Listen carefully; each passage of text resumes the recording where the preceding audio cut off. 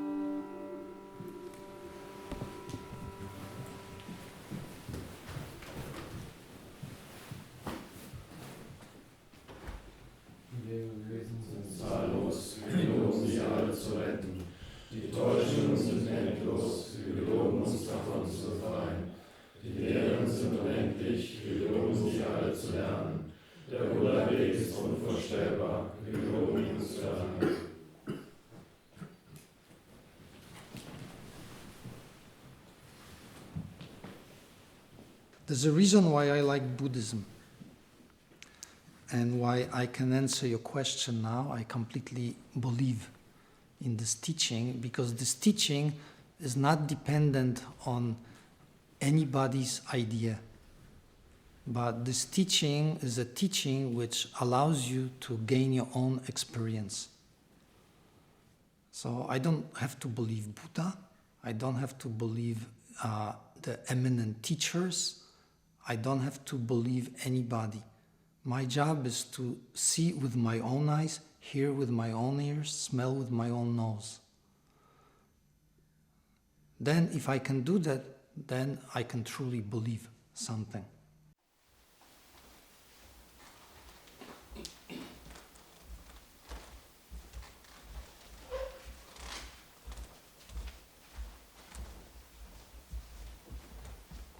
Buddha himself said, just because some great person said something, don't automatically accept that. Test it in the laboratory of your life. If it works, then you can accept it. If it doesn't work, throw it away. Just because some great book says something, don't just accept it. Test it. Test it yourself. If it works, then fine, you can accept it, you can believe in it, you can use it. If it doesn't work, throw it away. Just because society has a certain belief, don't automatically accept it. Test it in your life. If it works, then by all means believe in it. If it doesn't work, throw it away. So this was Buddha. This is one of the original teachings of the Buddha. And this is what I came across right at the beginning when I was looking for something. So this I like very much.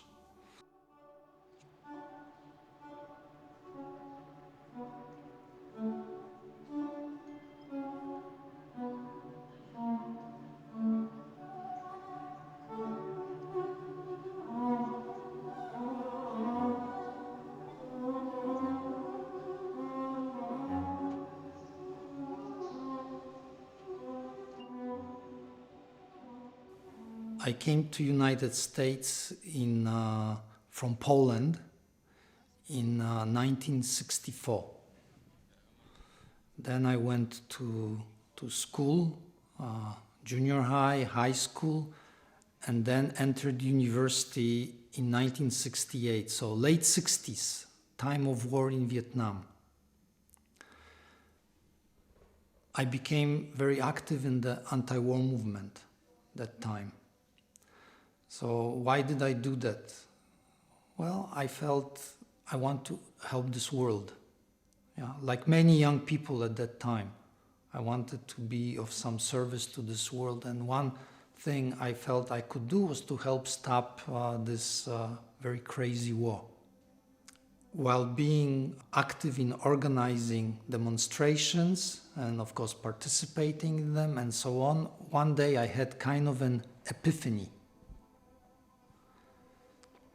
I saw my friends who were also the organizers of this kind of movement, and I saw very clearly that if they were in charge of United States, in place of the government we were protesting against, I wouldn't want to be there. I realized that very strongly. Now that wasn't so bad. Okay, that was okay. But then I looked at myself and I realized if I were in charge of this country, I wouldn't want to be there. Yeah. We are not any better than the people we are protesting against, because I saw in my friends also a lot of ego, a lot of pride, arrogance, anger, and I saw the same thing in myself. And that was very painful moment. So it happened at a demonstration, in fact. So immediately I left. That was the end of my, in a sense, political activity. Then I said, I have all these things, so if I'm gonna be of some help to this world, shouldn't I get rid of these things? So how do I do that? So then I started looking. Philosophy, also religion.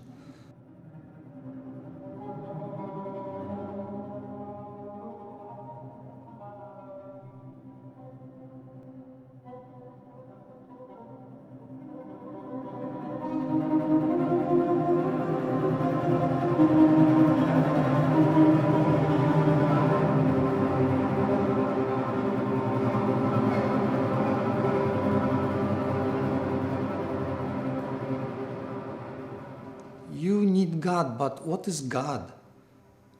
According to Christian teaching, actually God is infinite in time, infinite in space. If it's something finite, cannot be God. So that means God is already everywhere. Wherever you look, whatever you hear, whatever you smell, that's all God. Yeah?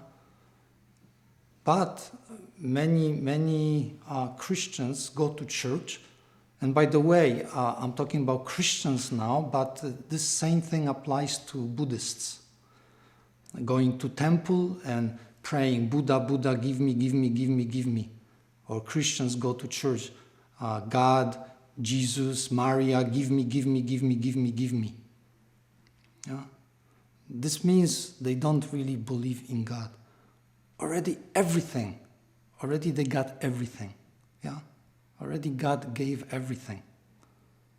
So I want something from God means I don't believe in God. So this sign is actually upside down, should be reverse.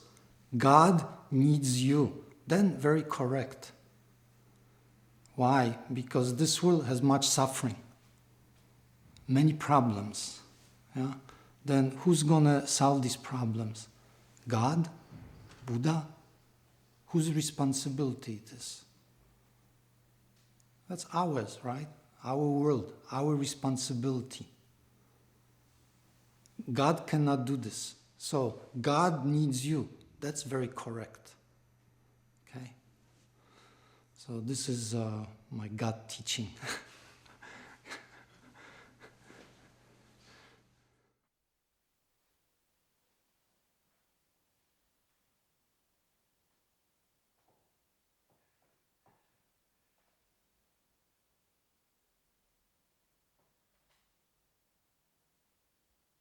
Zen has twofold purpose: understand myself, help others. So first step, to understand myself. To understand myself means to have a question: what am I? Yeah? So you already said don't know. But if you keep this don't know moment by moment, then slowly, slowly this don't know can grow, grow and grow. Yeah? Then keep on returning, use this question, keep on returning to don't know, then continues to become bigger, bigger, bigger. Then all your desire, anger, ignorance all become less, less and less. But continue practicing, then your don't know continues to grow until one day becomes infinite in time, infinite in space. At that moment, a big aha can appear. So, for you or for any human being who would like to understand this very basic existential question, this big aha, one time before death, is very important. So that's what Zen is about. Yeah? And if you attain this aha, the next step is using it to help others. That's all. That is Zen.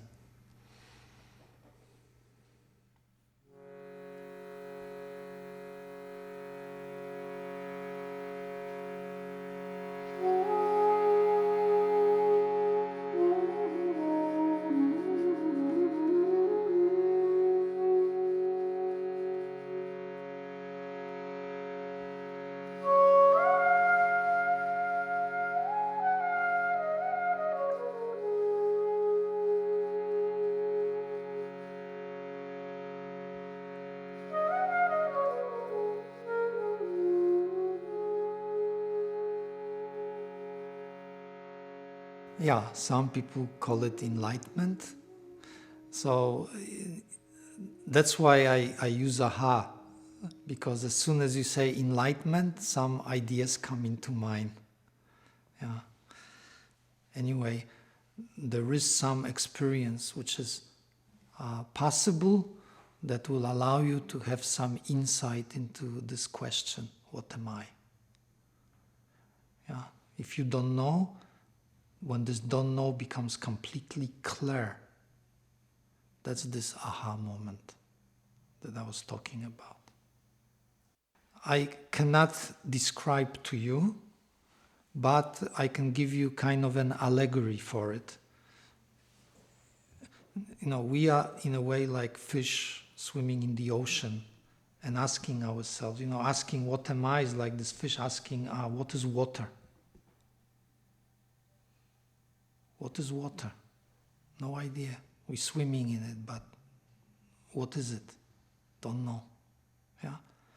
Then maybe one day somehow this fish jumps out and then comes back in and then really understands what is water. So this is the aha moment I'm talking about. So it's not aha, something new. It's nothing new. It's been there all the time.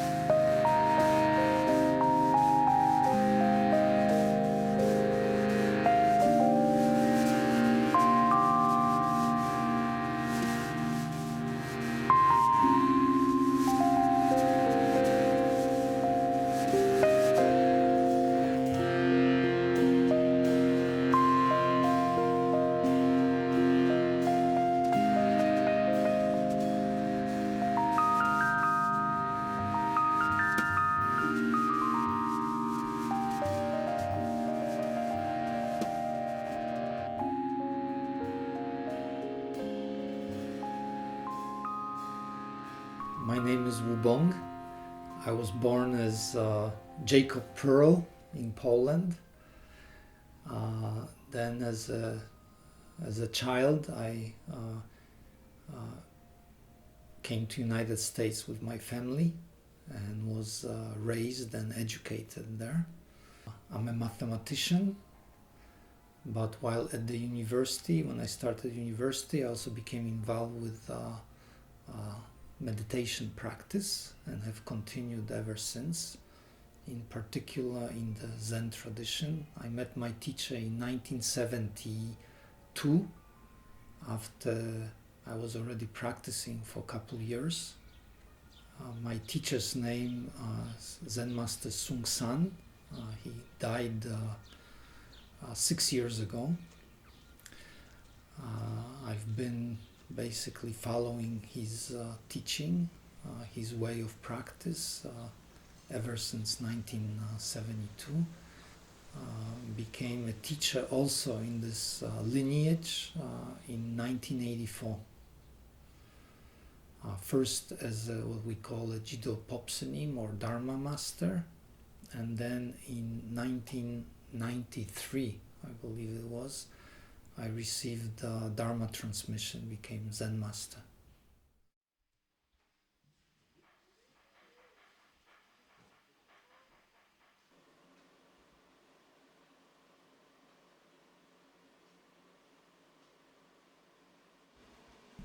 Soon after I decided that I'm interested in Buddhist practice, I met somebody at my university who had some experience with Zen practice. So I can say he was my first teacher. He was not a Zen teacher per se, but he had more experience than me. So for me, he was my teacher. So this person showed me how to sit, gave me my first instruction on doing meditation, and encouraged me to practice with him. So I started to do that. Then at some point we decided together we want to go to a Zen center. And I took a year leave of absence from my university. And then together with my friend, we hitchhiked to California. That time there was a quite famous Zen center in San Francisco called San Francisco Zen Center, under the direction of Suzuki Roshi, a Japanese Soto Zen teacher. So I practiced there for a while, but I also had some interest in Tibetan Buddhism. So after some time at San Francisco Zen Center, I went and met a Tibetan teacher nearby in Berkeley. And this teacher invited me to join his Sangha. His name was Tartang Tulku. So I decided to do so, and I lived at his center for about a year. Anyway, I had to return to my university because I had to complete my studies. So I went back to do my last year at the university. Then, just on the street, I ran into my friend, my first teacher. And then he told me that just the other day in a supermarket, he met a Korean Buddhist monk. And he took his address, telephone number. So we decided, let's go visit this man. We didn't know who it is or what, just a Korean monk there. So 2 days later, we went there together. So I met Zen Master Sung San. He was working in a laundromat, repairing laundry machines. Yeah, that's how he paid for his apartment, you know. So he really impressed me a lot as someone who really believes in what he's doing, to do that. And actually at that time I even had no idea he's a Zen master. It just became very clear that he's much more experienced in Zen practice than either my friend or myself. So I decided then and there, okay, I will study with him until I learn everything that he knows, and then after that I will find some Zen master, somebody who's more advanced than him to study with. So, but it seems I didn't exhaust his what he knew. So.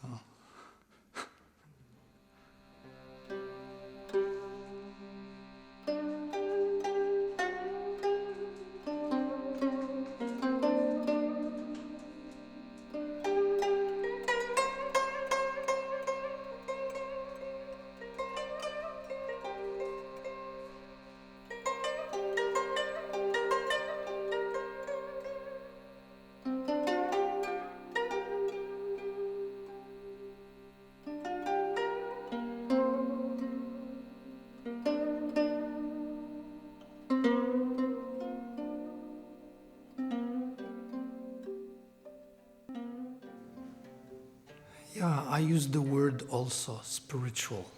Okay, but actually I have no idea what that means. Yeah, we use that anytime we talk about something to do with some kind of practice or religion. We use the word spiritual. But what is spiritual? What is not? I should put it different. What is not spiritual? My teacher used to say, your true teacher is always in front of you. Yeah? Your true master is always in front of you. That means wherever you're looking, that's your master. When I look at that wall, I see red. Yeah? Red brick. So is that spiritual or not spiritual? But this is the truth. Yeah? That's already the truth.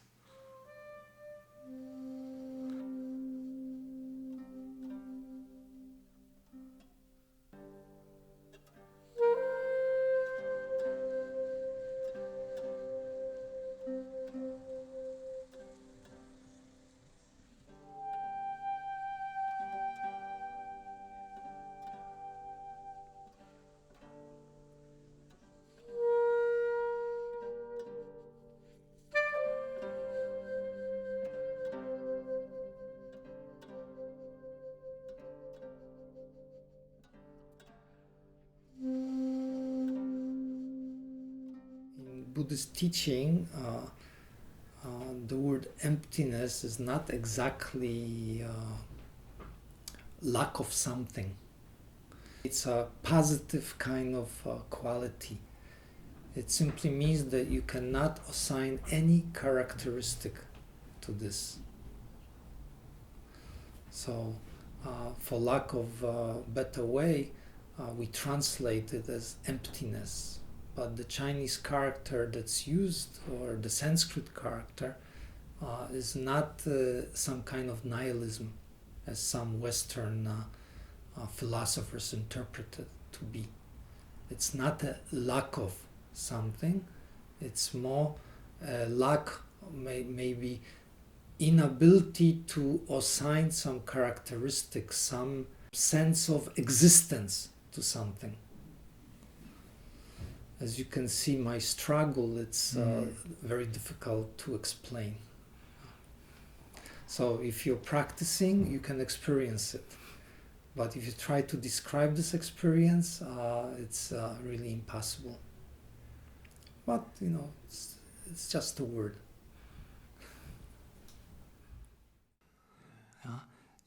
I can explain many things in words, but this is really not, explanation is not really the way of our practice, because anytime you use words, you are very limited. So everybody needs their own experience. So that's why we do such things as meditation. We do practice.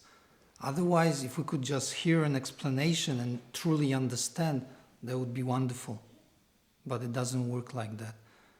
I can tell you everything I know, for example, about Korea, But if you haven't lived there, you really don't know. It's just somebody's idea.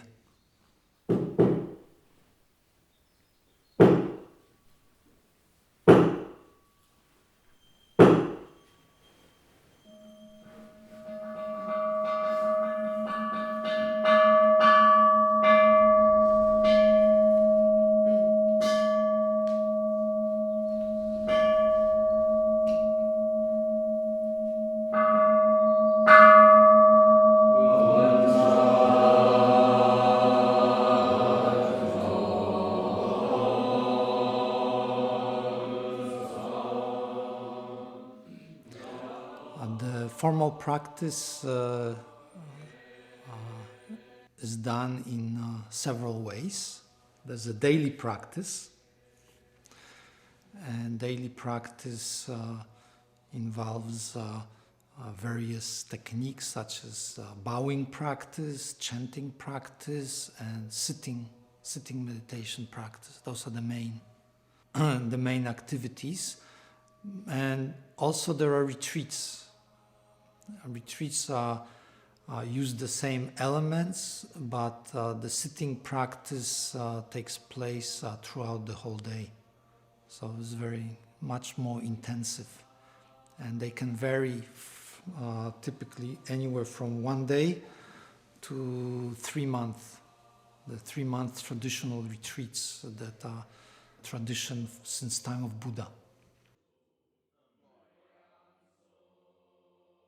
One other technique I didn't mention, which is part of this practice, is interview practice, where the student sits one-on-one with the teacher and they have some kind of exchange.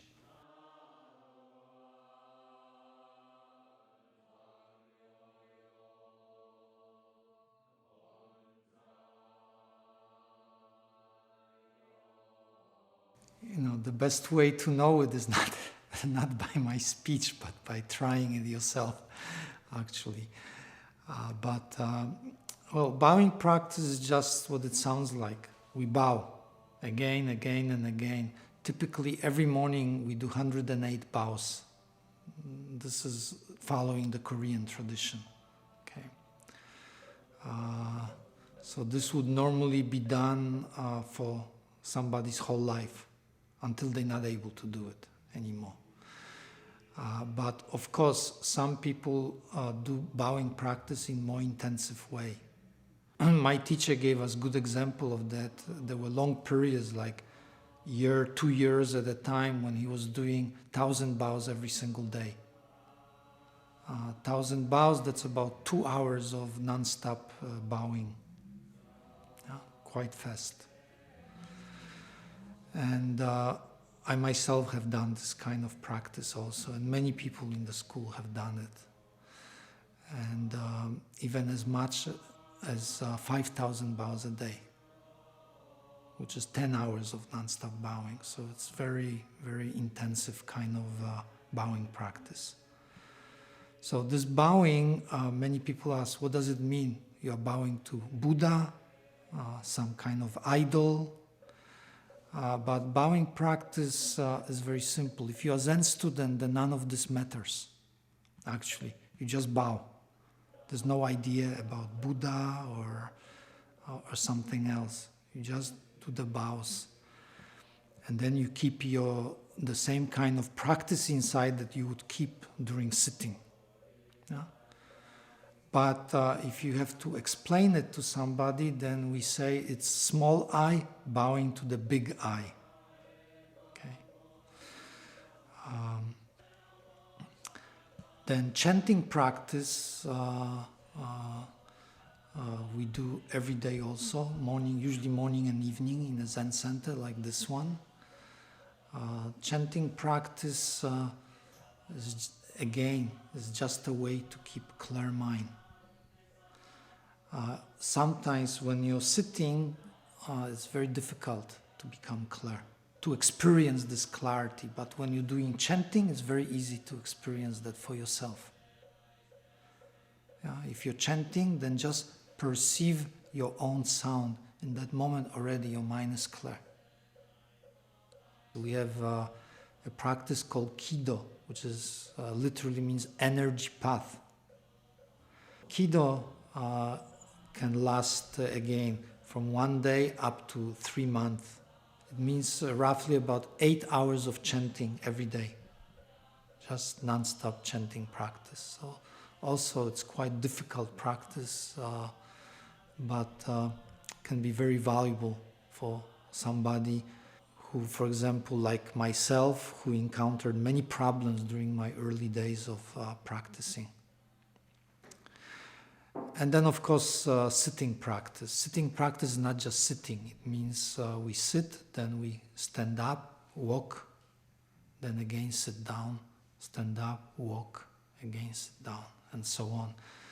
And this also can be done in the Zen center, in the daily context, where we do some sitting every morning, every evening, or it can be done as an intensive practice in a retreat, basically starting from about 4:30 in the morning until 9 o'clock at night. And most of this practice will be sitting practice. So this also can be done as a longer practice, traditionally 3 months. We do these 3-month retreats every summer and every winter. They're called kyolcha.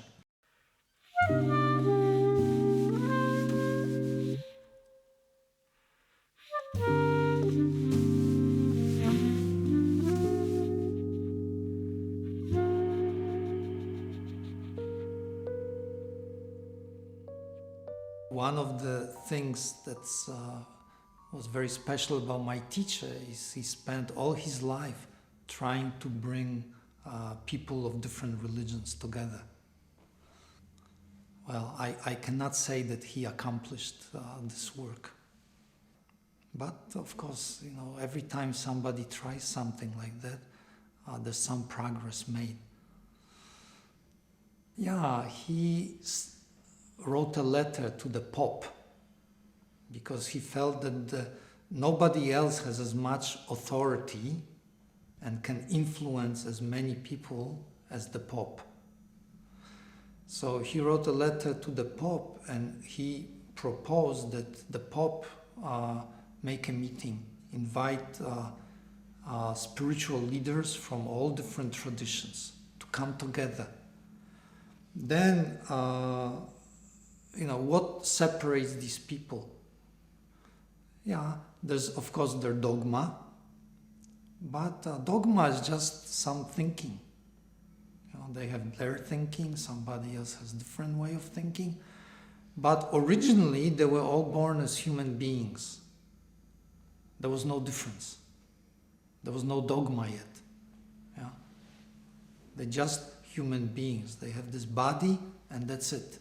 Then later, as they get their education and so on, these differences appear. So he said, why not come together? Have a meal together, then together go to sauna. Then why sauna? Because sauna you cannot take your robes. I cannot keep my Buddhist robes. The Catholic priest cannot keep his Catholic robes. So we take off these robes, then actually underneath we are all the same. All these differences disappear. Then together make sauna. So he really meant that. He wanted that to happen because it would create a very powerful symbol.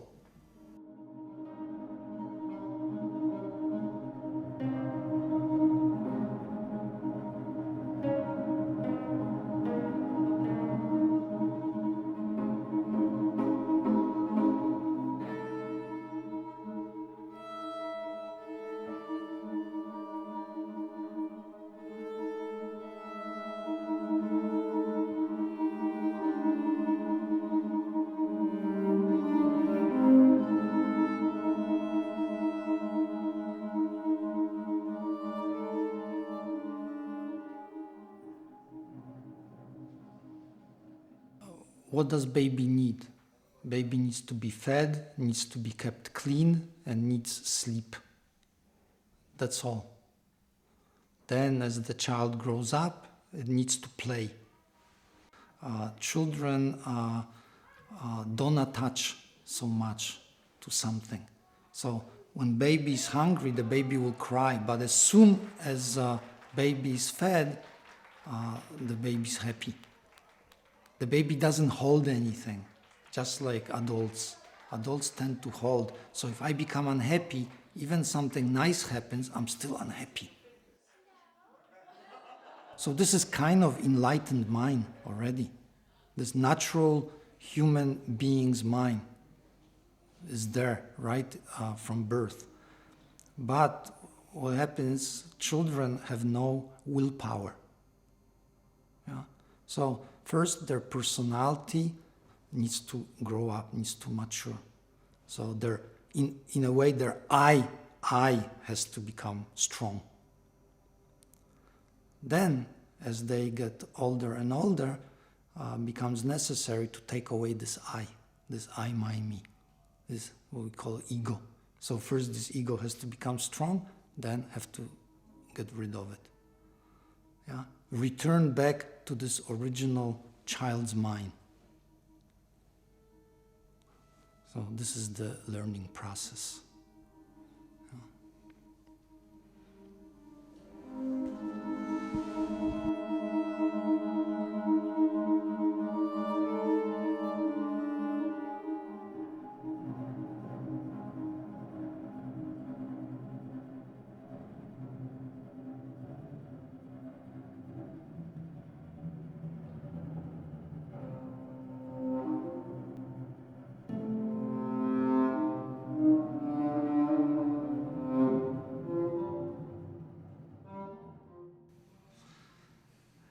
Yeah, the nature of suffering is having I, my, me.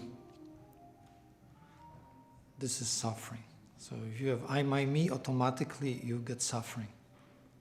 If you have no I, my, me, there's no such thing as suffering.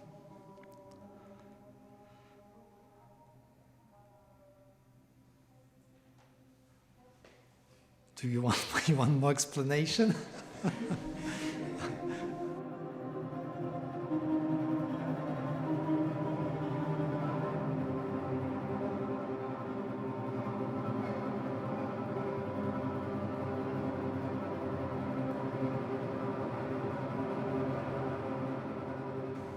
We should believe in our own true self, yeah? In ourselves. So that doesn't mean believing in our desires, in our I, my, me. But to really find this belief, you have to find answer to this very basic existential issue. What am I? What is this I? Long ago, Descartes said, I think, therefore I am. So if I don't think, then what? The I disappears. Then what then? This is the big issue. So what should we do? We should find the solution to this problem. What am I?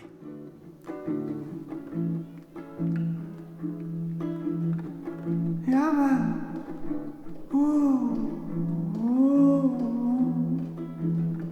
Ja, man, ja.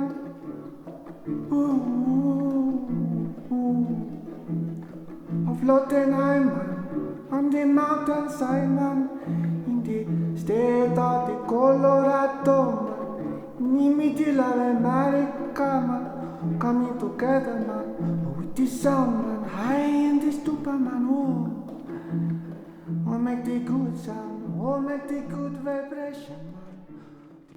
In my job, teaching Zen, I had the opportunity to travel basically all over the world, almost every continent except the Arctic and Antarctica.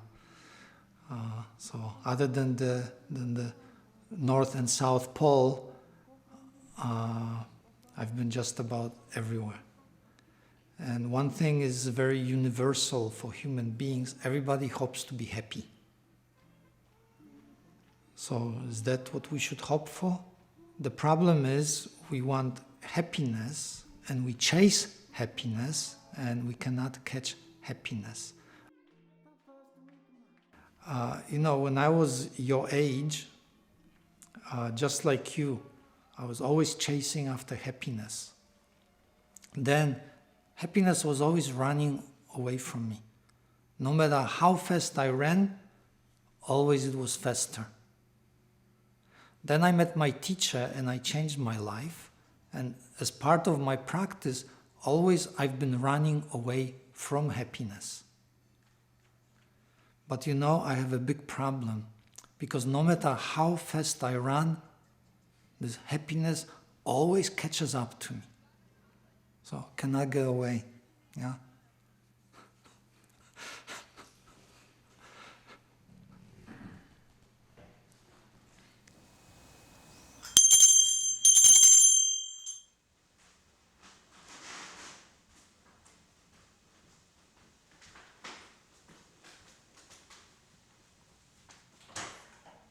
I became a monk fairly recently, so most of my life I practiced as a layman.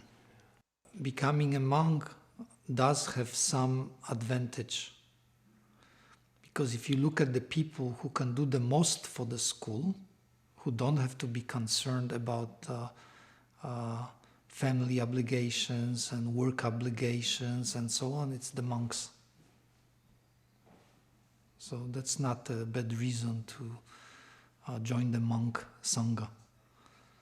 And then you have the time and energy to help more.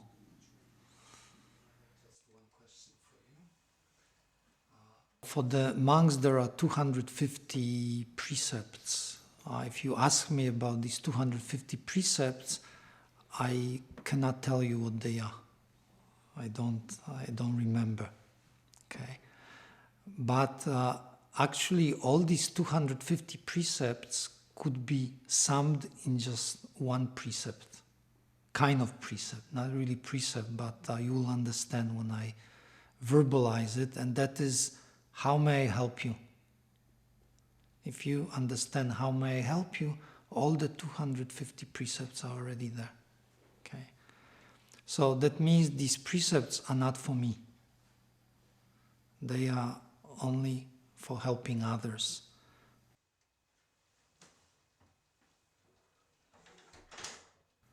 So Kongan can be an exchange between master and master, between master and student, or between students. Anything that challenges us in some way to make it complete, to make it correct. Yeah. Very basic to the Kongan is our common sense. It's not beyond something transcendent or beyond logic, etc., as was my impression in the beginning of my practice, but actually it's our common sense in action, our natural wisdom in action. I'll give you an example. Very famous Kongan. Buddha taught that everything in this world has Buddha nature. This is very basic Buddhist teaching. Yeah. But one time a monk asked the Joju Zen master in China, does a dog have Buddha nature? Then Joju said, mu. Mu means no. It's a negation. So, according to Buddha's teaching, dog has Buddha nature. But according to Joju's teaching, who said mu, dog doesn't have Buddha nature. Then which one is correct? If you say Buddha was correct, then I'll hit you 30 times. But if you say Joju was correct, I'll also hit you 30 times. So what can you do?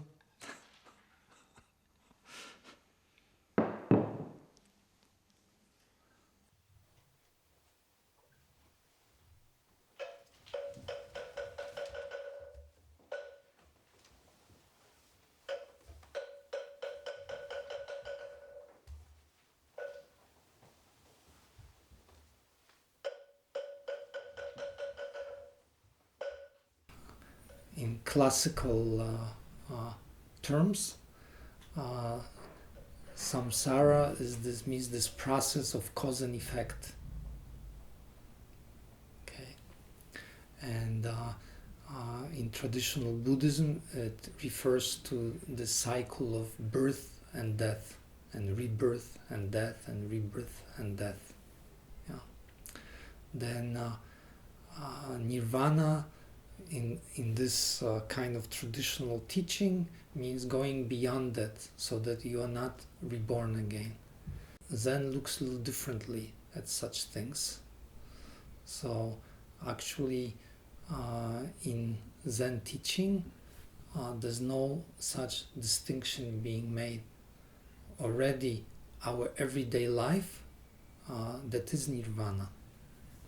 You know, the problem is, it's easy to say this, okay? Anybody can say, you know, thinking is already truth. Everything I do is already truth. So, practicing not necessary, because everything already truth. I've heard that, that kind of speech. So my teacher used to say, people used to ask him about enlightenment. So he would say, yeah, enlightenment is very easy. Keeping enlightenment, very difficult. So it's the same point.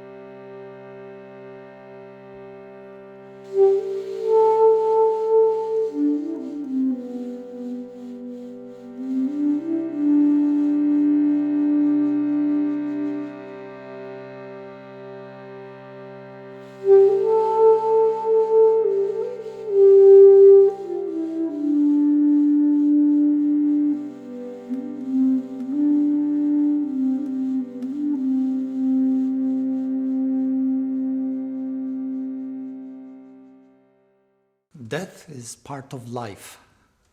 Yeah. Already we experience it every moment of our life. So there's nothing special, you know. Anything that appears has to disappear. Anything that comes also has to go. You know, every moment of your life already your body's changing. Right? Some cells, even if one cell drops off, yeah, already that's a different body.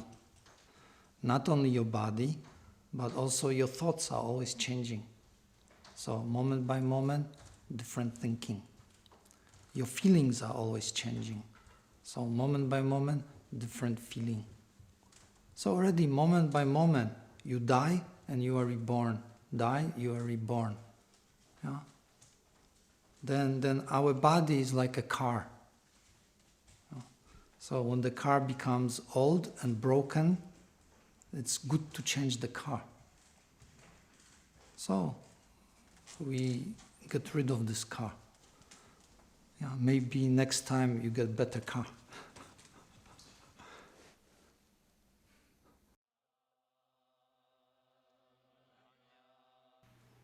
We don't decide to come into this world. We don't really decide to leave this world. But everybody thinks we can decide things. So you don't decide to come, you don't decide to leave. What makes you think you can decide in between? Now, this is human being.